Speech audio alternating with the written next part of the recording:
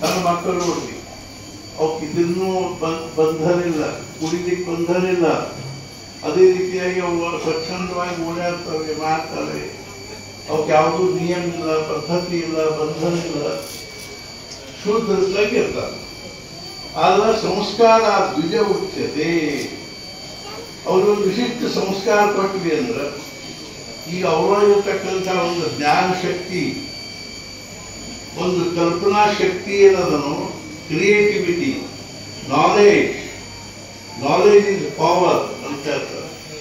ಆ ಕಲ್ಪನಾ ಶಕ್ತಿ, ಜ್ಞಾನ ಶಕ್ತಿ, ಇಚ್ಛಾಶಕ್ತಿ, ಆತ್ಮಶಕ್ತಿ, ಮನಸ್ಸಿನ ಶಕ್ತಿ, ಮನೋಬಲ ಇವೆಲ್ಲ ಸೂಕ್ತವಾಗಿರ್ತವೆ. ಅವು ಎಲ್ಲವುಗಳನ್ನು ಜಾಗೃತ ಮಾಡ್ತಕ್ಕಂಥ ಒಂದು ಸಂಸ್ಕಾರ. ಅರ್ಥಾತ್ ಏನು ಅಂದ್ರೆ ಅದಕ್ಕೆ ನಾವೇನಂತೀವಿ ಅಂದ್ರೆ ಉಪನಯನ ಸಂಸ್ಕಾರ.